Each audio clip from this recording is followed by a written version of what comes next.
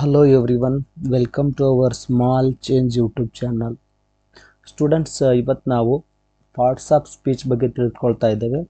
Parts of ಸ್ಪೀಚ್ನಲ್ಲಿ ಮೊದಲನೇದಾಗಿ noun ಅನ್ನುವಂಥದ್ದು.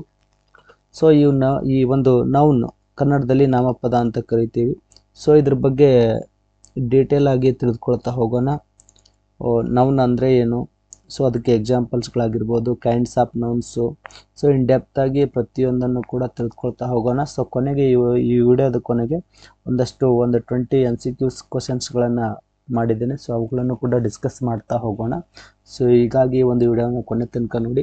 So ಇದು ಜನರಲ್ ಇಂಗ್ಲೀಷ್ ಟಾಪಿಕ್ ಆಗಿರೋದ್ರಿಂದ ಇದು ಪ್ರತಿಯೊಬ್ಬ ವಿದ್ಯಾರ್ಥಿಗೂ ಕೂಡ ಬಹಳ ಇಂಪಾರ್ಟೆಂಟು.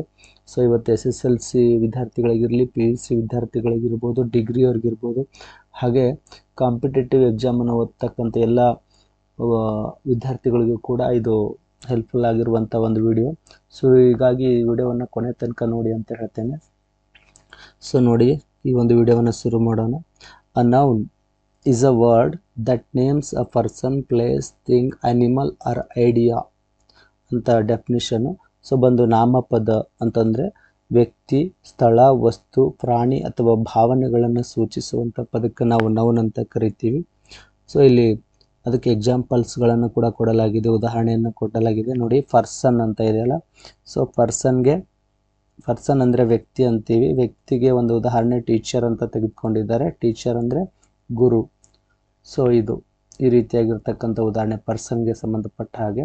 ಪ್ಲೇಸ್ಗೆ ಉದಾಹರಣೆ ನೋಡೋದಾದರೆ, ಪ್ಲೇಸ್ ಅಂದರೆ ಸ್ಥಳ, ಸ್ಥಳಕ್ಕೆ ಸ್ಕೂಲ್ ಅಂತಕ್ಕಂಥದ್ದು ಒಂದು ಎಕ್ಸಾಂಪಲ್ಲು, ಶಾಲೆ ಅಂತ ಕರಿತೀವಿ ಕನ್ನಡದಲ್ಲಿ ನಾವು. ಹಾಗೆ ಥಿಂಗ್ ಅಂದರೆ ವಸ್ತುವಿಗೆ ಪುಸ್ತಕ ಅನ್ನುವಂಥದ್ದು ಒಂದು ಎಕ್ಸಾಂಪಲ್ ಆಗುತ್ತೆ. ಸೊ ಇದು ಕನ್ನಡದಲ್ಲಿ ಪುಸ್ತಕ, ಇಂಗ್ಲೀಷ್ನಲ್ಲಿ ಬುಕ್ ಅಂತೀವಿ. ಸೊ ಆ್ಯನಿಮಲ್, ಪ್ರಾಣಿ. ಆ್ಯನಿಮಲ್ ನೇಮ್ ನೋಡೋದಾದರೆ ಡಾಗ್ ಅನ್ನುವಂಥದ್ದು ಆ್ಯನಿಮಲ್, ಒಂದು ಪ್ರಾಣಿ ಹೆಸರಾಗುತ್ತೆ. ಸೊ ಡಾಗ್ ಅನ್ನುವಂಥದ್ದು. ಸೊ ಹೀಗಾಗಿ ಕನ್ನಡದಲ್ಲಿ ನಾಯಿ ಅಂತೀವಿ, ಇದು ಕೂಡ ಆ್ಯನಿಮಲ್ ನೇಮ್ಗೆ ಸೊ ಒಂದು ಎಕ್ಸಾಂಪಲ್ಲು. ಹಾಗೆ ಐಡಿಯಾ, ಉಪಾಯ ಅಂತ ಕರಿತೀವಿ. ಸೊ ಇಲ್ಲಿ ಹಾನೆಸ್ಟಿ ಅಂತ ಕೊಡಲಾಗಿದೆ. ಉಪಾಯಕ್ಕೆ ಈ ವರ್ಡನ್ನು ಮೆನ್ಷನ್ ಮಾಡಲಾಗಿದೆ. ಹಾನೆಸ್ಟಿ ಅಂದರೆ ನಾವು ಪ್ರಾಮಾಣಿಕತೆ ಅಂತ ಕರಿತೀವಿ. ಸೊ ಈ ರೀತಿಯಾಗಿ ಪರ್ಸನ್ನು, ಪ್ಲೇಸು, ಥಿಂಗು, ಆ್ಯನಿಮಲ್, ಐಡಿಯಾ ಇವೆಲ್ಲ ಪ್ರತಿಯೊಂದು ಹೆಸರುಗಳನ್ನು ತಿಳಿಸ್ತಾ ಇತ್ತು ಅಂತಂದರೆ ಇಂಥ ಒಂದು ಪದಕ್ಕೆ ನಾವೇನಂತೀವಿ, ನಾಮಪದ ಅಂತ ಕರಿತೀವಿ. ಅಂದರೆ ವ್ಯಕ್ತಿ, ಸ್ಥಳ, ವಸ್ತು, ಪ್ರಾಣಿ ಅಥವಾ ಭಾವನೆಗಳನ್ನು ಸೂಚಿಸುವಂಥ ಪದಕ್ಕೆ ನಾವು ನಾಮಪದ ಅಂತ ಕರಿತೀವಿ. ನೆಕ್ಸ್ಟು ಕೈಂಡ್ಸ್ ಆಫ್ ನೌನ್ಸ್ ನೋಡೋದಾದರೆ, ಸೊ ನಾವು ಕೈಂಡ್ಸ್ ಆಫ್ ನೌನ್ಸ್ನ 7 ರೀತಿಯಲ್ಲಿ ಇವತ್ತು ನೋಡ್ತಾ ಇದ್ದೇವೆ. ಸೊ ಮೊದಲನೇದಾಗಿ ಪ್ರಾಪರ್ ನೌನ್ ಅಂತ ಇದೆ. ಅಂದರೆ ನಾಮಪದದ ವಿಧಗಳಲ್ಲಿ ಮೊದಲನೇದಾಗಿ ಪ್ರಾಪರ್ ನೌನ್. ಈ ಒಂದು ಪ್ರಾಪರ್ ನೌನ್ ಅಂತಂದರೆ ಏನು ನೋಡಿ. A proper noun is the special name of A particular person, place R thing. ಅಂದರೆ ಈ ವಿಶೇಷ ನಾಮಪದ ಅಂತಂದರೆ ಒಂದು ನಿರ್ದಿಷ್ಟ ವ್ಯಕ್ತಿ, ಸ್ಥಳ ಅಥವಾ ವಸ್ತುವಿನ ಹೆಸರನ್ನು ಸೂಚಿಸ್ತದೆ. ಹಾಗೆ it always begins with capital letter ಅಂತ ಹೇಳ್ತಾರೆ. ಅಂದರೆ ಇದು ಯಾವಾಗಲೂ ಕ್ಯಾಪಿಟಲ್ ಲೆಟರ್ಸ್ನಿಂದ ಆರಂಭ ಆಗುತ್ತದೆ. ಈ ಒಂದು ಪ್ರಾಪರ್ ನೌನ್ ವಾಕ್ಯದ ಯಾವ ಭಾಗದಲ್ಲೇ ಬರಲಿ, ಆರಂಭದ ಫಸ್ಟ್ ಬಂದರೂ ಕೂಡ ಕ್ಯಾಪಿಟಲ್ ಲೆಟರಿಂದನೇ ಬರೀಬೇಕು. ಆಮೇಲೆ ವಾಕ್ಯದ ಮಧ್ಯಭಾಗದಲ್ಲಿ ಬಂದರೂ ಕೂಡ ಇದನ್ನು ನಾವು ಕ್ಯಾಪಿಟಲ್ ಲೆಟರಿಂದನೇ ಸ್ಟಾರ್ಟ್ ಮಾಡಬೇಕಾಗತ್ತೆ ಅನ್ನುವಂಥ ರೂಲು.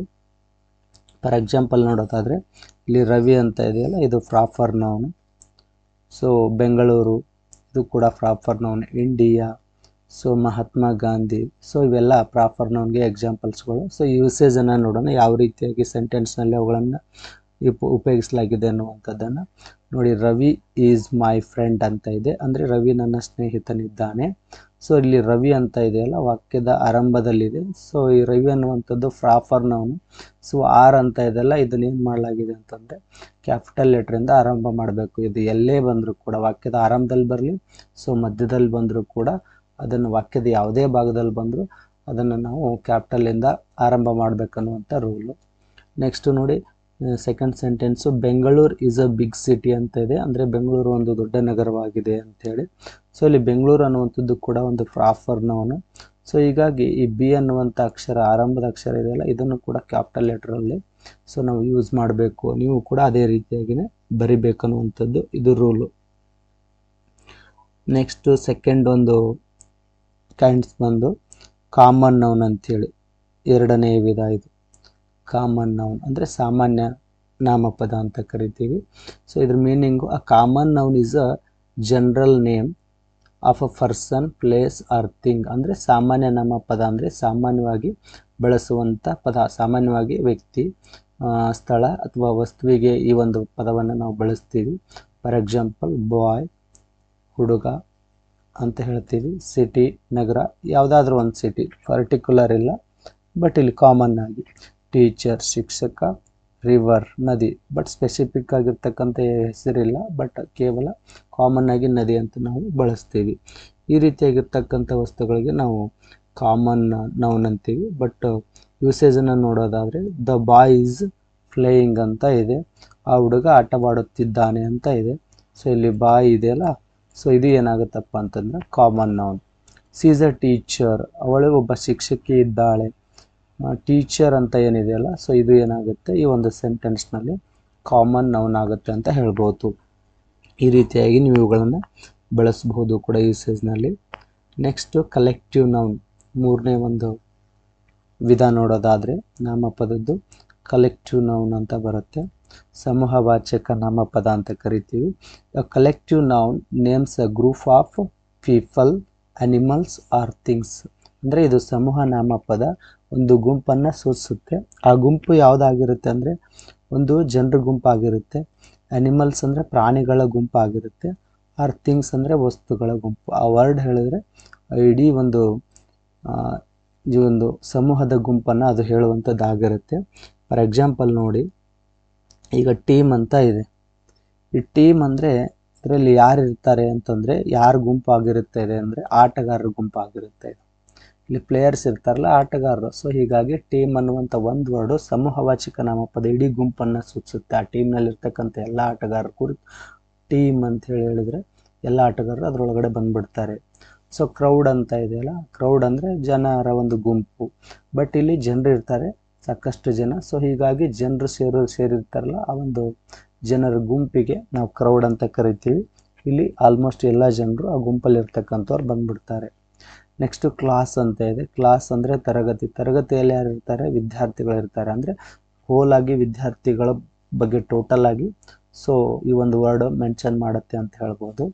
ನೆಕ್ಸ್ಟ್ ಹರ್ಡ್ ಅಂತ ಇದೆ. ಹರ್ಡ್ ಅನ್ನುವಂಥದ್ದು ಒಂದು ದನಗಳ ಗುಂಪು, ಇಡೀ ದನಗಳ ಗುಂಪನ್ನು. ಸೊ ಈ ಹರ್ಡ್ ಅನ್ನುವಂಥ ಒಂದು ವರ್ಡ್ ಏನು ಮಾಡುತ್ತೆ, ಇಡೀ ಸಮೂಹವನ್ನೇ ಸೂಚಿಸುತ್ತೆ. ಹೀಗಾಗಿ ಸೊ ಒಂದು ಗುಂಪನ್ನು ಸೂಚಿಸುವಂಥ ಪದಕ್ಕೆ ನಾವು ಕಲೆಕ್ಟಿವ್ ನೌನ್ ಅಂತ ಕರಿತೀವಿ. ಸೊ ಯೂಸೇಜ್ ನೋಡಿ, the team on the match ಅಂತ ಇದೆ, ಇಲ್ಲಿದೆ ನೋಡಿ. The team on the match ಅಂದರೆ ತಂಡ ಪಂದ್ಯವನ್ನು ಗೆದ್ದಿತ್ತು ಅಂತ ಆಗುತ್ತೆ. ಈ ಟೀಮ್ ಅನ್ನುವಂಥದ್ದು ಏನಿದೆಯಲ್ಲ, ಯಾರೋ ಒಬ್ರು ಗೆಲ್ಲಿಲ್ಲ, ಇಡೀ ಟೀಮ್ ಗೆತ್ತು ಅಂತ, ಗೆಲುವು ಟೀಮ್ಗೆ ದಕ್ತು ಅಂತ ಹೇಳಾಗುತ್ತೆ. So the team on the match ಅನ್ನುವಂಥದ್ದು ಇಲ್ಲಿ ಟೀಮು ಏನಾಗುತ್ತಪ್ಪ ಅಂತಂದರೆ ಇದು ಕಲೆಕ್ಟಿವ್ ನೌನ್ ಆಗುತ್ತೆ. ನೆಕ್ಸ್ಟು ಹರ್ಡ್ ಅಂತ ಇದೆಯಲ್ಲ, a herd of cows is grazing ಅಂತ ಇದೆ, ಅಂದರೆ ಹಸುಗಳ ಗುಂಪು ಮೇಯುತ್ತಿದೆ ಅಂತ ಹೇಳಿ. ಸೊ ಇಲ್ಲಿ ಹರ್ಡ್ ಅನ್ನುವಂಥದ್ದು ಒಂದು ಕಲೆಕ್ಟಿವ್ ನೌನ್ ಆಗುತ್ತೆ ಅಂತ ಹೇಳಬಹುದು. ನೆಕ್ಸ್ಟು ನಾಲ್ಕನೇ ಒಂದು ನಾಮಪದ ನೋಡಿ, ಅಬ್ಸ್ಟ್ರಾಕ್ಟ್ ನೌನು. ನಾಲ್ಕನೇ ವಿಧ ಇದು. ಅಬ್ಸ್ಟ್ರಾಕ್ಟ್ ನೌನ್ ಅಂದರೆ ಭಾವವಾಚಕ ನಾಮಪದ ಅಂತ ಕರಿತೀವಿ.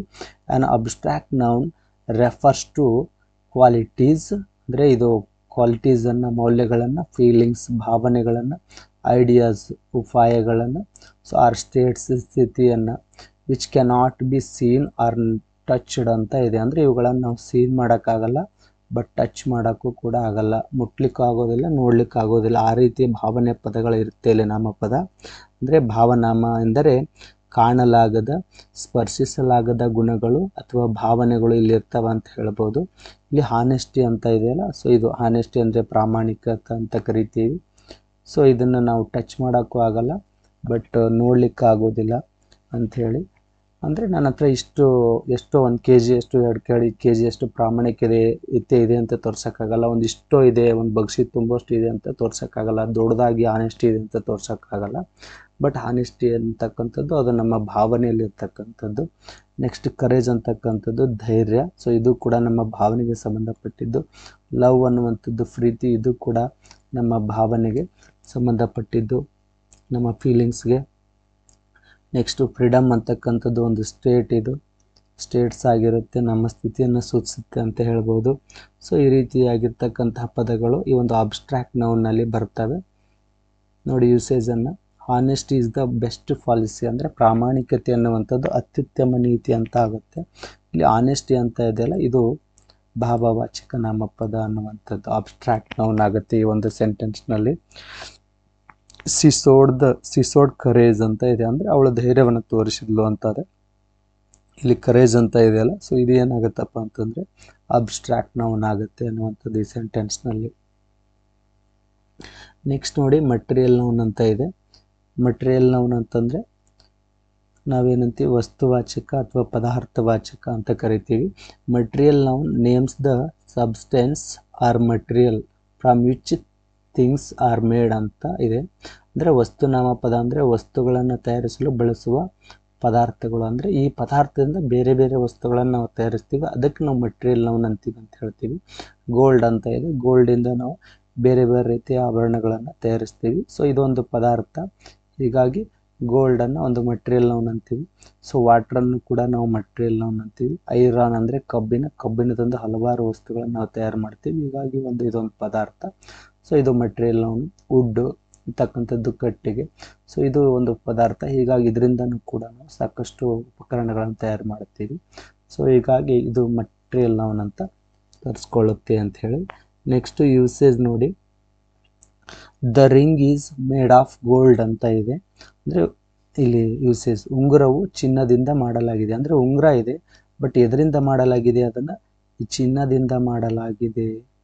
ಸೊ ಹೀಗಾಗಿ ಇಲ್ಲಿ ಗೋಲ್ಡ್ ಅಂತ ಇದೆಯಲ್ಲ, ಇದು ಮಟೀರಿಯಲ್ ನೌನ್, ಇದರಿಂದ ಇದನ್ನು ಮಾಡಲಾಗಿದೆ, ಅಂದರೆ ಈ ಪದಾರ್ಥದಿಂದ ಇದನ್ನು ಮಾಡಲಾಗಿದೆ ಅಂತ ಹೇಳುತ್ತೆ. ಸೊ ಈ ಪದಾರ್ಥದಿಂದ ಸಾಕಷ್ಟು ವಸ್ತುಗಳನ್ನು ಮಾಡ್ಬೋದು, ಚೈನ್ ಮಾಡ್ಬೋದು, ರಿಂಗ್ ಮಾಡ್ಬೋದು, ಮತ್ತು ನೆಕ್ಲೆಸ್ ಮಾಡ್ಬೋದು, ಬೇರೆ ಬೇರೆ ರೀತಿಯ ಉಪಕರಣಗಳನ್ನು ಮಾಡ್ಬೋದು. So water is essential for life, ಅಂದರೆ ನೀರು ಅಂತಕ್ಕಂಥದ್ದು ಸೊ ಜೀವನಕ್ಕೆ ಅತ್ಯವಶ್ಯಕ, ಜೀವನಕ್ಕೆ ಅಗತ್ಯ ಅಂಥೇಳಿ ಆಗುತ್ತೆ.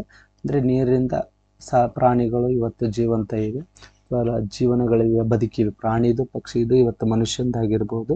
ಸೊ ನೀರಿನಿಂದ ಬದುಕಿದೆ, ನೀರಿಲ್ಲ ಅಂದರೆ ಸೊ ಎಲ್ಲ ಪ್ರಾಣಿಗಳು ಇರಲ್ಲ ಅಂಥೇಳಿ ಭಾಳ ಅವಶ್ಯಕ. ನೆಕ್ಸ್ಟು 6ನೇದಾಗಿ ಕಾಂಕ್ರೀಟ್ ನೌನ್ ಅಂತ ಬರುತ್ತೆ.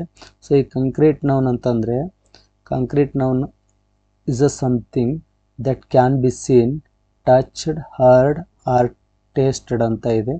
ಅಂದರೆ ಇದು ದೃಶ್ಯ ನಾಮಪದ ಕಾಂಕ್ರೀಟ್ ನೌನ್ ಅಂತಂದರೆ. ಸೊ ಇದನ್ನು ನಾವೇನು ಮಾಡ್ಬೋದು, ಸೀನ್ ಮಾಡ್ಬೋದು, ನೋಡ್ಬೋದು. ಟಚ್ಡ್ ಅಂದರೆ ಮುಟ್ಬೋದು, ಹರ್ಡ್ ಅಂದರೆ ಆಲಿಸ್ಬೋದು, ಕೇಳ್ಬೋದು, ಆ್ಯಂಡ್ ಟೇಸ್ಟ್ ಅಂದರೆ ರುಚಿ ನೋಡ್ಬೋದು. ಅಂದರೆ ಇದನ್ನು ಇಂದ್ರಿಯಗಳಿಂದ ಅನುಭವಿಸ್ಬೋದು. ಏನು ನಮ್ಮಲ್ಲಿ ಇಂದ್ರಿಯಗಳಿದಾವಲ್ಲ, ಕಣ್ಣು, ಮೂಗು, ಬಾಯಿ, ಕಿವಿ, ಚರ್ಮದಿಂದ, ಸೊ ಇವುಗಳನ್ನು ನಾವು ಅನುಭವಿಸ್ಬೋದು, ಫೀಲ್ ಮಾಡ್ಬೋದು, ಅಂಥ ಒಂದು ಪದಗಳು ಸೊ ಇಲ್ಲಿ ಬರ್ತಾವಂತ ಹೇಳ್ಬೋದು. ಫಾರ್ ಎಕ್ಸಾಂಪಲ್ ಆ್ಯಪಲ್ ಅಂತ ಇದೆ, ಸೊ ಇದನ್ನು ನೀವು ಟೇಸ್ಟ್ ಮಾಡ್ಬೋದು. ಚೇರ್ ಅಂತ ಇದೆ, ಟಚ್ ಮಾಡ್ಬೋದು. ಡಾಗ್ ಅಂತ ಇದೆ, ನೋಡ್ಬೋದು. ಬೆಲ್ ಅಂತ ಇದೆ, ಗಂಟೆ ಶಬ್ದವನ್ನು ನೀವು ಹರ್ಡ್ ಮಾಡ್ಬೋದು. ಸೊ ಈ ರೀತಿಯಾಗಿರ್ತಕ್ಕಂಥ ಪದಗಳು ಇಲ್ಲಿ ಬರ್ತವೆ ಅಂತ ಹೇಳ್ಬೋದು. ನೆಕ್ಸ್ಟ್ ನೋಡಿ ಯೂಸೇಜನ್ನು. ಐ ಏಟ್ ಆ್ಯನ್ ಆ್ಯಪಲ್ ಅಂತ ಇದೆ, ನಾನು ಸೇಬುವನ್ನು ತಿಂದೆ ಅಂತ ಇದೆ. ಒಂದು ಸೇಬುನ ತಿಂದರೆ ಇಲ್ಲಿ ನಾವೇನು ಮಾಡ್ದಂಗೆ ಆಯಿತು, ಟೇಸ್ಟ್ ನೋಡ್ದಂಗೆ ಆಯಿತು. ಸೊ ಇದು ಏನಾಗುತ್ತೆ ಅಂತಂದರೆ ಕಾಂಕ್ರೀಟ್ ನೌನ್ ಆಗುತ್ತೆ. ದ ಡಾಗ್ ಈಸ್ ಬಾರ್ಕಿಂಗ್ ಅಂತ ಇದೆ. ಸೊ ಇಲ್ಲಿ ಡಾಗ್ ಏನು ಮಾಡ್ತಾ ಇದೆ, ಬೊಗಳ್ತಾ ಇದೆಯಲ್ಲ, ಬೊಗಳುವಂಥದ್ದನ್ನು ಸೊ ಅದು ಹರ್ಡ್ ಮಾಡ್ತಾ ಇದ್ದೀವಿ, ಆಲಿಸ್ತಾ ಇದ್ದೀವಲ್ಲ, ಸೊ ಇದು ಹೀಗಾಗಿ ಕಾಂಕ್ರೀಟ್ ನೌನ್ ಆಗುತ್ತೆ ಅನ್ನುವಂಥದ್ದು. ಸೊ ಇಂಥ ಎಕ್ಸಾಂಪಲ್ಸ್ಗಳು ಇಲ್ಲಿ ಬರ್ತವೆ. ನೆಕ್ಸ್ಟು ಲಾಸ್ಟ್ ಒನ್, ಇದು ಕೌಂಟೇಬಲ್ ಆ್ಯಂಡ್ ಅನ್ಕೌಂಟೇಬಲ್ ನೌನ್ಸ್ ಅಂತ ಬರುತ್ತೆ. ಕೌಂಟೇಬಲ್ ಅಂತಂದರೆ ಕ್ಯಾನ್ ಬಿ ಕೌಂಟೆಡ್, ಅಂದರೆ ಎಣಿಸಬಹುದಾದಂಥ ನಾಮಪದ, ಎಣಿಸೋಕ್ಕಾಗತ್ತೆ ಆ ಒಂದು ವಸ್ತುವನ್ನು ಕೊಟ್ಟರೆ. ನೋಡಿ 1 2 ಅಂದರೆ 3 ಹೀಗೆ ಎಣಿಸ್ಬೋದು. ನಿಮ್ಮ ಹತ್ರ 10 ಇದ್ದರೆ 10, 20 ಇದ್ದರೆ 20, ಅವುಗಳನ್ನು ಎಣಿಸಿ ಹೇಳ್ಬೋದು. ಅಂದರೆ ಕೌಂಟ್ ಮಾಡ್ತಕ್ಕಂಥ ಒಂದು ನಾಮಪದ ಇಲ್ಲಿ ಬರುತ್ತೆ. For example book, pen, student, ಈ ರೀತಿಯಾಗಿ ಎಣಿಸಿ ಹೇಳ್ಬೋದು. ಸೊ ಸೆಂಟೆನ್ಸ್ನಲ್ಲಿ ನೋಡೋದಾದರೆ ಐ ಹ್ಯಾವ್ 2 ಬುಕ್ಸ್ ಅಂತ, ಅಂದರೆ ನನಗೆ 2 ಪುಸ್ತಕಗಳಿವೆ, ಅಂದರೆ ನನ್ನ ಹತ್ರ 2 ಪುಸ್ತಕಗಳಿವೆ, ನಾನು 2 ಪುಸ್ತಕಗಳನ್ನು ಹೊಂದಿದ್ದೇನೆ ಅಂತ ಆಗುತ್ತೆ ಸೆಂಟೆನ್ಸನ್ನು ಮೀನಿಂಗು. ಐ ಹ್ಯಾವ್ 2 ಬುಕ್ಸ್ ಅಂತೇಳಿ ಆಗುತ್ತೆ. ಸೊ ಈ ರೀತಿಯಾಗಿ ನಿನ್ನ ಹತ್ರ 10 ಇದ್ದರೆ 10 ಹೇಳ್ಬೋದು. ಐ ಹ್ಯಾವ್ 10 ಬುಕ್ಸ್ ಅಂಥೇಳಿ, ಐ ಹ್ಯಾವ್ 3 ಪೆನ್ಸ್ ಅಂತೇಳಿ ಈ ರೀತಿಯಾಗಿ ಎಣಿಸಿ ಹೇಳ್ಬೋದು. ನೆಕ್ಸ್ಟು ಅನ್ಕೌಂಟೇಬಲ್ ನೋಡೋದಾದರೆ uncountable noun cannot be counted, ಅಂದರೆ ಇವುಗಳನ್ನು ಎಣಿಸಲಾಗದಂತಹ ನಾಮಪದಗಳಂತ ನಾವು ಕರಿತೀವಿ. ಎಕ್ಸಾಂಪಲ್ಸ್, ಮಿಲ್ಕನ್ನು ಎಣಿಸೋಕ್ಕಾಗಲ್ಲ, ರೈಸನ್ನು 1 2 ಅಂತ ಎಣಿಸೋಕ್ಕಾಗಲ್ಲ, ಸೊ ಶುಗರನ್ನು ಕೂಡ 1 2 ಅಂತ ಎಣಿಸೋಕ್ಕಾಗಲ್ಲ. ಸೊ ಸೆಂಟೆನ್ಸ್ ನೋಡಿ, ಮಿಲ್ಕ್ ಈಸ್ ಹೆಲ್ದಿ ಅಂತಂದರೆ ಹಾಲು ಆರೋಗ್ಯಕರವಾಗಿದೆ ಅಂತ ಹೇಳ್ಬೋದು. ಈ ರೀತಿಯಾಗಿರ್ತಕ್ಕಂತಹ ಕೈಂಡ್ಸ್ ಆಫ್ ನೌನ್ಸನ್ನು ನಾವು ನೋಡಿದ್ವಿ. ಸೊ ನೌನ್ಸ್ನ ಮೀನಿಂಗನ್ನು ತಿಳ್ಕೊಂಡಿವಿ, ನೌನ್ಸ್ನ ಎಕ್ಸಾಂಪಲ್ಸ್ಗಳನ್ನು ಕೂಡ ನಾವು ಡೀಟೇಲ್ ಆಗಿ ತಿಳ್ಕೊಂಡಿವಿ. ಸೊ ಹಾಗೆ ಒಂದಷ್ಟು 20 MCQಸ್ಗಳನ್ನು ತೆಗೆದುಕೊಂಡಿದ್ದೀನಿ ಪ್ರತಿಯೊಂದನ್ನು. ಸೊ ಆನ್ಸರನ್ನು ನೋಡ್ತಾ ಹೋಗೋಣ. ಸೊ ಈ ಕ್ಲಾಸ್ ಕಲ್ತ ಮೇಲೆ ಒಂಥರ ಫೀಡ್ಬ್ಯಾಕ್, ಇದಕ್ಕೆ ನಾವು ಎಷ್ಟು ಅಂಡರ್ಸ್ಟ್ಯಾಂಡ್ ಮಾಡ್ಕೊಂಡಿದ್ದೀವಿ, ಒಂದು ಕ್ವಶನ್ಸ್ಗಳನ್ನು ಸಾಲ್ವ್ ಮಾಡಿದ್ರೆ ನಮಗೆ ಬೇಗ ಅರ್ಥ ಆಗಿಬಿಡುತ್ತೆ. Which of the following is a proper noun, ಇದರಲ್ಲಿ ಯಾವುದು ಪ್ರಾಪರ್ ನೌನ್ ಅಂತ ಹೇಳಿ. ಬಾಯ್ ಇದು ಕಾಮನ್ ನೌನು, ಸಿಟಿ ಸೊ ಇದು ಕಾಮನ್ ನೌನು, ಬೆಂಗಳೂರು ಒಂದು ನಿರ್ದಿಷ್ಟ ನಾಮಪದ, ಸೊ ಇದು ರೈಟ್ ಆಗುತ್ತೆ ಅಂತೆ, ರೈಟ್ ಆಗಬಹುದು, ಇದೇ ರೈಟ್ ಆಗುತ್ತೆ. ರಿವರ್ ಅಂತಕ್ಕಂಥದ್ದು ಕೂಡ ಇದು ಕಾಮನ್ ನೌನ್, ಇದು ಅಲ್ಲ, ಸೊ ಇದು ಅಲ್ಲ, ಇದು ಅಲ್ಲ. ಬೆಂಗಳೂರು ಅನ್ನುವಂಥದ್ದು ಒಂದು ಪ್ರಾಪರ್ ನೌನ್ ಆಗುತ್ತೆ. This is a right answer ಅಂತ ಹೇಳ್ಬೋದು. Next identify the abstract noun ಅಂತ ಹೇಳಲಾಗಿದೆ. ಅಬ್ಸ್ಟ್ರಾಕ್ಟ್ ನೌನು, ಇಲ್ಲೊಂದು ಸೆಂಟೆನ್ಸ್ ಕೊಟ್ಟಿದ್ದಾರಲ್ಲ, ಇದರಲ್ಲಿ ಅಬ್ಸ್ಟ್ರಾಕ್ಟ್ ನೌನ್ ಯಾವುದು ಅಂತ ಹೇಳಿ ಕೇಳ್ತಾರೆ. Honesty is the best policy ಅಂತ ಇದೆ. ಹಾನೆಸ್ಟಿ ಅನ್ನುವಂಥದ್ದು, ಪ್ರಾಮಾಣಿಕತೆ ಅನ್ನುವಂಥದ್ದು ಏನಿದೆಯಲ್ಲ, ಇದು ಅಬ್ಸ್ಟ್ರಾಕ್ಟ್ ನೌನ್, ಅಂದರೆ ಭಾವವಾಚಕ ನಾಮಪದವಾಗುತ್ತೆ ಅಂತ ಹೇಳ್ಬೋದು. ಸೊ ಇಲ್ಲಿ ಎಲ್ಲಿ ಕೊಡಲಾಗಿದೆ ಹಾನೆಸ್ಟಿಯನ್ನು, ಇಲ್ಲಿ ಕೊಡಲಾಗಿದೆ. So this is a right answer ಅಂತ ಹೇಳ್ಬೋದು. ನೆಕ್ಸ್ಟು ಮೂರನೇದಾಗಿ, which of the following is a collective noun, ಅಂದರೆ ಕಲೆಕ್ಟಿವ್ ನೌನ್ ಅಂದರೆ ಸಮೂಹವಾಚಕ ನಾಮಪದ ಯಾವುದು ಈ ಕೆಳಗಿನವುಗಳಲ್ಲಿ. ಕ್ರೌಡ್ ಅಂದರೆ ಜನರ ಗುಂಪು, ಪೀಪಲ್ ಅಂದರೆ ಜನರು, ಮ್ಯಾನ್ ಅಂದರೆ ವ್ಯಕ್ತಿ, ಚೈಲ್ಡ್ ಅಂದರೆ ಮಗು. ಸೊ ಇಲ್ಲಿ ಕ್ರೌಡ್ ಅಂತಕ್ಕಂಥದ್ದು ಏನಿದೆಯಲ್ಲ, ಇದು ಜನರ ಗುಂಪನ್ನು ತೋರಿಸೋದ್ರಿಂದ this is the right answer. ಇದು ಅಲ್ಲ, ಸೊ ಮ್ಯಾನ್ ಕೂಡ ಅಲ್ಲ, ಚೈಲ್ಡ್ ಕೂಡ ಅಲ್ಲ ಅನ್ನುವಂಥದ್ದು. ನೆಕ್ಸ್ಟ್ ನೋಡಿ, ಚೂಸ್ ದ ಮಟೀರಿಯಲ್ ನೌನ್, ಅಂದರೆ ಪದಾರ್ಥವಾಚಕ ನಾಮಪದವನ್ನು ಚಾಯ್ಸ್ ಮಾಡಿರಿ ಅಂತ ಹೇಳ್ತಾರೆ, ಆಯ್ಕೆ ಮಾಡಿರಿ. ಟೇಬಲ್ಲು ಇದು ಕೂಡ ಅಲ್ಲ, ಸೊ ಇದು ವಸ್ತು. ಸೊ ನೆಕ್ಸ್ಟು ಚೇರ್ ಅನ್ನುವಂಥದ್ದು, ಸೊ ಇದು ಕೂಡ ಅಲ್ಲ. ಗೋಲ್ಡ್ ಅನ್ನುವಂಥದ್ದು ಇದೊಂದು ಪದಾರ್ಥವಾಚಕ, ಸೊ ಇದರಿಂದ ನಾವು ಬೇರೆ ಬೇರೆ ಉಪಕರಣಗಳನ್ನು ತಯಾರು ಮಾಡ್ಬೋದು. ದಿಸ್ ಈಸ್ ಅ ಪದಾರ್ಥವಾಚಕ ನಾಮಪದ, ಇದು ಮಟೀರಿಯಲ್ ನೌನ್ಗೆ ಸರಿಯಾದಂಥದ್ದು. ಪೆನ್ ಕೂಡ ಅಲ್ಲ. Next, which noun is countable, ಅಂದರೆ ಯಾವುದು ಇದರಲ್ಲಿ ಆಗುವಂತಹ ನಾಮಪದ ಇದೆ ಅನ್ನುವಂಥ. ಮಿಲ್ಕು, ಸೊ ಎಣಿಸೋಕ್ಕಾಗಲ್ಲ, ಸೊ ಇದು ಅನ್ಕೌಂಟೇಬಲ್ ಆಗುತ್ತೆ. So this is a wrong. Sugar ಇದನ್ನು ಕೂಡ ಎಣಿಸೋಕ್ಕಾಗಲ್ಲ, ಸೊ ಇದು ಕೂಡ ಅನ್ಕೌಂಟೇಬಲ್. ರೈಸು ಇದನ್ನು ಎಣಿಸೋಕ್ಕಾಗಲ್ಲ, ಸೊ ಇದು ಕೂಡ ಅನ್ಕೌಂಟೇಬಲ್. ಸೊ ಇಲ್ಲಿ ಬುಕ್ ಇದೆ, ಬುಕ್ ಎಣಿಸ್ಬೋದು, so this is a right answer, countable ಅನ್ನುವಂಥದ್ದು. ನೆಕ್ಸ್ಟು 6ನೇ ಕ್ವಶನ್ ನೋಡಿ, which noun is a uncountable, ಅಂದರೆ ಇದರಲ್ಲಿ ಯಾವುದು ಕೆಳಗಿನವುಗಳಲ್ಲಿ ಎಣಿಸಲಾಗಲಾರ್ದಂತಹ ನಾಮಪದವಾಗಿದೆ ಅಂತ ಹೇಳ್ತಾರೆ. ಆ್ಯಪಲ್ ಇದ್ದರೆ ಎಣಿಸ್ಬೋದು ನೀವು, ಇದು ರಾಂಗ್ ಆಗುತ್ತೆ. ಪೆನ್ ಇದ್ರೂ ನೀವು ಎಣಿಸ್ಬೋದು, ಸೊ ಇದು ರಾಂಗ್ ಆಗುತ್ತೆ. ಸೊ ಇನ್ಫಾರ್ಮೇಷನ್ ಅಂತಕ್ಕಂಥದ್ದನ್ನು ಎಣಿಸಲಾಗೋದಿಲ್ಲ. This is a right answer. Students, ವಿದ್ಯಾರ್ಥಿಗಳನ್ನು ಕೂಡ ನೀವು ಎಣಿಸ್ಬೋದು, ಇದು ರಾಂಗ್ ಆಗುತ್ತೆ. ಸೊ ಅನ್ಕೌಂಟೇಬಲ್ ನೌನ್ಗೆ ಇನ್ಫಾರ್ಮೇಷನ್ ಅನ್ನುವಂಥದ್ದು ರೈಟ್ ಆಗುತ್ತೆ. ನೆಕ್ಸ್ಟು 7ನೇ ಒಂದು ಕ್ವಶನ್ ನೋಡಿ, ಐಡೆಂಟಿಫೈ ದ ಕಾಮನ್ ನೌನ್ ಅಂತ ಇದೆ. ಅಂದರೆ ಕಾಮನ್ ನೌನನ್ನು ನಾವು ಸಾಮಾನ್ಯ ನಾಮಪದವನ್ನು ಗುರುತಿಸಬೇಕು. ಇಂಡಿಯಾ, ಸೊ ಇದು ಪ್ರಾಪರ್ ನೌನ್ ಆಗುತ್ತೆ, ಸೊ ಇದು ಅಲ್ಲ. ಗಂಗಾ, ಸೊ ಇದು ಕೂಡ ಪ್ರಾಪರ್ ನೌನ್. ಟೀಚರ್ ಅನ್ನುವಂಥದ್ದು, ಸೊ ಇದು ಕಾಮನ್ ಆಗಿ ಬಳಸುವಂಥ ನಾಮಪದ. This is the right answer. Ravi ಅನ್ನುವಂಥದ್ದು ಕೂಡ ಪ್ರಾಪರ್ ನೌನು, ಇದು ಒಂದು ಇಟ್ಟಿರುವಂಥ ಹೆಸರು, ಸೊ ಹೀಗಾಗಿ ಇದು ಕೂಡ ರಾಂಗ್ ಆಗುತ್ತೆ. ನೆಕ್ಸ್ಟ್ 8ನೇದು, which word is an abstract noun, ಇದರಲ್ಲಿ ಯಾವುದು ಭಾವವಾಚಕ ನಾಮಪದವಾಗಿದೆ ಅಂಥೇಳಿ. ಫ್ಲವರು, ಹೂವಿದು. ಬ್ಯೂಟಿ, ಇದೊಂದು ಸುಂದರತೆ ಅನ್ನುವಂಥದ್ದು, ಭಾವನೆಯನ್ನು ಹೇಳ್ತದೆ ಅನಿಸುತ್ತೆ. ಚೇರು, ಕುರ್ಚಿ, ಸ್ಟೋನ್, ಕಲ್ಲು, ಸೊ ಇವು ಯಾವುದೂ ಅಲ್ಲ. ಭಾವನೆ ಅನ್ನುವಂಥದ್ದು, this is the right answer. Flower ಕೂಡ ಅಲ್ಲ, ಚೇರ್ನೂ ಅಲ್ಲ, ಸ್ಟೋನು ಅಲ್ಲ. ಬ್ಯೂಟಿ, ನಿಮಗೆ ನೋಡಿದರೆ ಗೊತ್ತಾಗ್ಬಿಡುತ್ತೆ, ಬ್ಯೂಟಿ ಅನ್ನುವಂಥದ್ದು ಸುಂದರತೆ, ಇದು right answer. Next select the collective noun ಅಂತ ಇದೆ, ಅಂದರೆ ಸಮೂಹವಾಚಕ ನಾಮಪದವನ್ನು ಸೆಲೆಕ್ಟ್ ಮಾಡ್ರಿ ಅಂತಾರೆ. ಅಂದರೆ ಅದು ಫಾರ್ ಎನಿಮಲ್ಸ್, ಪ್ರಾಣಿಗಳಿಗಾಗಿರುವಂಥದ್ದು ಅದು ಅಂಥ ಒಂದು ಕಲೆಕ್ಟಿವ್ ನೌನ್. ಟೀಮ್ ಅಂದರೆ ತಂಡ, ಇದು ಆಟಗಾರರು ಇರ್ತಾರೆ ಇದರಲ್ಲಿ, ಇದು ಅಲ್ಲ. ಬಂಚ್ ಅಂದರೆ ಸೊ ವಸ್ತುಗಳಿರ್ತದೆ, ವಸ್ತುಗಳ ಒಂದು ಬಂಚ್, ಕೀ ಬಂಚು, ಈ ರೀತಿಯಾಗಿ ವಸ್ತುಗಳ ಗುಂಪು ಇರ್ತದೆ, ಇದು ಅಲ್ಲ. ಸೊ ಹರ್ಡ್ ಅಂದರೆ ಇದೊಂದು ದನಗಳ ಗುಂಪು, ಇದು ಸರಿ ಅನಿಸುತ್ತೆ. ಬಟ್ ಕ್ಲಾಸ್ ಅಂದರೆ ತರಗತಿ, ಇಲ್ಲಿ ವಿದ್ಯಾರ್ಥಿಗಳ ಗುಂಪು ಇರುತ್ತೆ, ಇದು ತಪ್ಪು. So this is a right answer, heard ಅನ್ನೋದು. ಅಂದರೆ ಇದು ಎನಿಮಲ್ಸ್ಗಳ ಒಂದು ಆಗಿದೆ, ದನಗಳ ಗುಂಪಾಗಿದೆ ಅಂತ ಹೇಳ್ಬೋದು. ನೆಕ್ಸ್ಟ್ 10ನೇದು ನೋಡಿ, which of the following is a proper noun, ಅಂದರೆ ಇದರಲ್ಲಿ ಯಾವುದು ಪ್ರಾಪರ್ ನೌನ್ ಆಗಿದೆ, ನಿರ್ದಿಷ್ಟವಾಗಿರ್ತಕ್ಕಂಥ. ಅಂದರೆ ನೋಡಿ, ಪ್ರಾಪರ್ ನೌನು ಸ್ಕೂಲ್ ಅನ್ನುವಂಥದ್ದು ಇದೊಂದು common noun, so proper noun ಅಲ್ಲ. ಸಿಟಿ ಅಂತಕ್ಕಂಥದ್ದು ಇದು ಒಂದು ಕಾಮನ್ ನೌನು, ಸೊ ಟೀಚರ್ ಅಂತಕ್ಕಂಥದ್ದು ಕಾಮನ್ ನೌನ್. ಲಾಸ್ಟ್ ಇದೆಲ್ಲ ಡೆಲ್ಲಿ ಅಂತಕ್ಕಂಥದ್ದು, so this is a proper noun, ಮುಂದೆ ನಿರ್ದಿಷ್ಟ ನಾಮಪದ. ಇದು ಸರಿ ಉತ್ತರ, ಇದು ಸರಿ. ಸೊ ಇದು ರಾಂಗು, ಇದು ರಾಂಗು, ಸೊ ಇದು ರಾಂಗು. ಓಕೆ, ನೆಕ್ಸ್ಟ್ ನೋಡಿ 11ನೇದು, choose the sentence with an abstract noun. ಅಂದರೆ ಈ ಸೆಂಟೆನ್ಸ್ ಯಾವುದು, ಇದರಲ್ಲಿ ಒಂದು ಸೆಂಟೆನ್ಸ್ನ ಅಬ್ಸ್ಟ್ರಾಕ್ಟ್ ನೌನ್ ಸೆಂಟೆನ್ಸ್ ಇದೆ, ಅದನ್ನು ನೀವು ಚೂಸ್ ಮಾಡಬೇಕು ಅಂತ ಹೇಳ್ತಾರೆ. ದ ಬಾಯ್ ಇಸ್ ಟಾಲ್, ಹುಡುಗ ಎತ್ತರವಾಗಿದ್ದಾನೆ. ಸಿ ಬಾಟ್ ಎ ಬುಕ್, ಅವಳೊಂದು ಪುಸ್ತಕವನ್ನು ಖರೀದಿಸಿದ್ಲು. ಕರೇಜ್ ಲೀಡ್ಸ್ ಟು ಸಕ್ಸಸ್, ಅಂದರೆ ಕರೇಜ್ ಅಂದರೆ ಧೈರ್ಯ, ಧೈರ್ಯ ಏನು ಮಾಡ್ತದೆ, ಸಕ್ಸಸ್ಗೆ ಕಾರಣವಾಗ್ತದೆ ಅಂತ ಹೇಳ್ಬೋದು. ಸೊ ಧೈರ್ಯ ಅನ್ನುವಂಥದ್ದು abstract noun, this is a right ಅನಿಸುತ್ತೆ. ದ ಕ್ಯಾಟ್ ಈಸ್ ಸ್ಲೀಪಿಂಗ್, ಅಂದರೆ ಬೆಕ್ಕು ಮಲಗಿದೆ. ಸೊ ಇಲ್ಲಿ ಕರೇಜ್ ಅನ್ನುವಂಥದ್ದೇ ರೈಟ್ ಆನ್ಸರ್.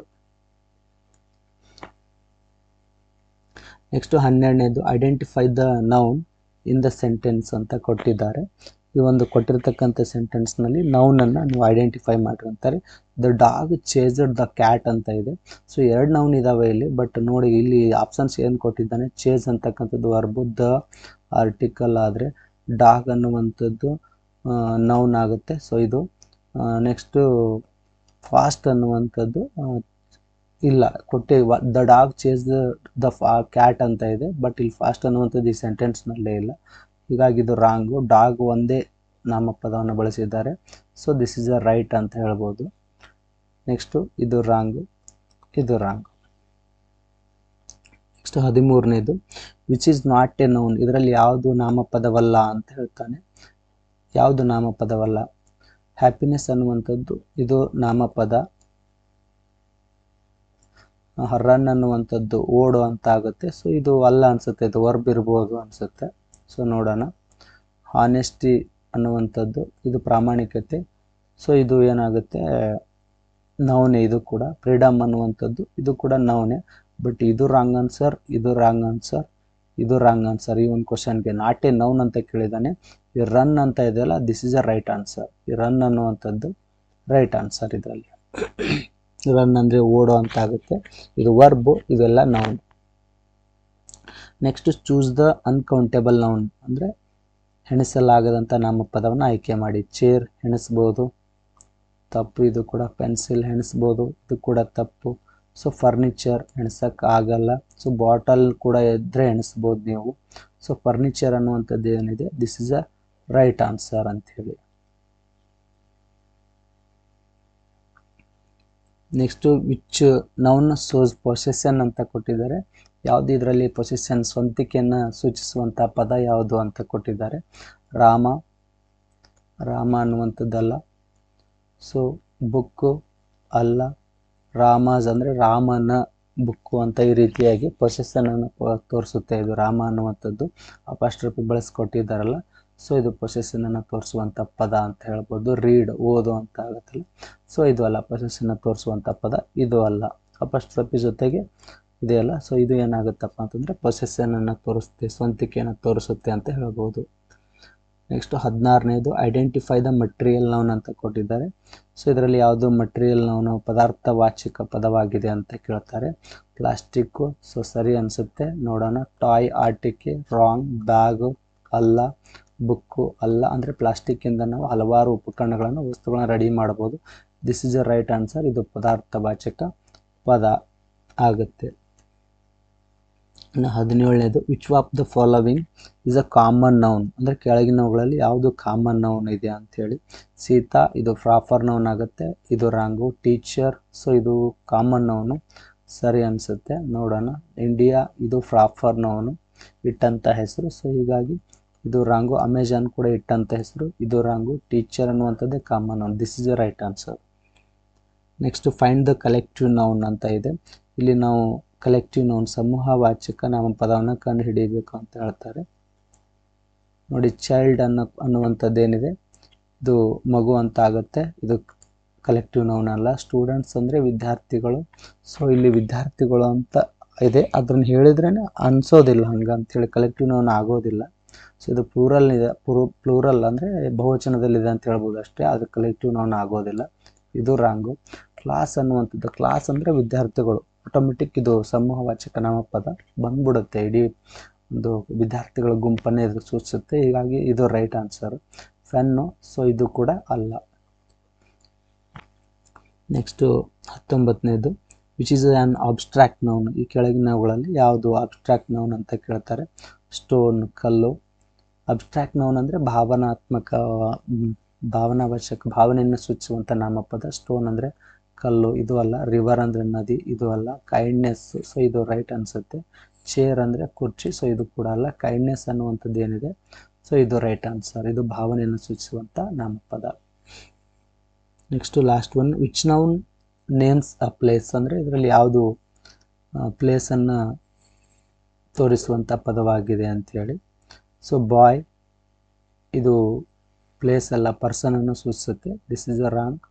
ಸ್ಕೂಲ್ ಅನ್ನುವಂಥದ್ದು ಪ್ಲೇಸನ್ನು ಸೂಚಿಸುತ್ತೆ, ನೋಡೋಣ. ಹ್ಯಾಪಿನೆಸ್ ಅನ್ನುವಂಥದ್ದು, ಸೊ ಇದು ಐಡಿಯಾವನ್ನು ಸೂಚಿಸುತ್ತೆ, ಸೊ ಇದು ಕೂಡ ಅಲ್ಲ. ಇದು ಅಬ್ಸ್ಟ್ರಾಕ್ಟ್ ಭಾವನೆಯನ್ನು ಸೂಚಿಸುತ್ತೆ, ಸೊ ಇದು ಕೂಡ ಅಲ್ಲ. ಹಾನೆಸ್ಟ್ ಎನ್ನುವಂಥದ್ದು ಕೂಡ ಅಲ್ಲ, ಇದು ಕೂಡ ಭಾವನೆಯನ್ನು ಸೂಚಿಸುವಂಥದ್ದು. ಸ್ಕೂಲ್ ಅಂತ ಇದೆಯಲ್ಲ, this is a right answer. Okay, ಇಲ್ಲಿಯವರೆಗೆ ಒಂದು ನೌನ್ ಹಾಗೂ ನೌನ್ ಕುರಿತು ಒಂದು 20 MCQಸ್ಗಳನ್ನು ನಾವು ತಿಳ್ಕೊಂಡ್ವಿ. ಸೊ ಈ ಒಂದು ವಿಡಿಯೋ ನಿಮಗೆ ಇಷ್ಟವಾಗಿದ್ದರೆ, ಭಾಳ ಉಪಯುಕ್ತ ಅನಿಸಿದರೆ ನನ್ನ ಒಂದು ವಿಡಿಯೋವನ್ನು ಶೇರ್ ಮಾಡಿ. ದಯವಿಟ್ಟು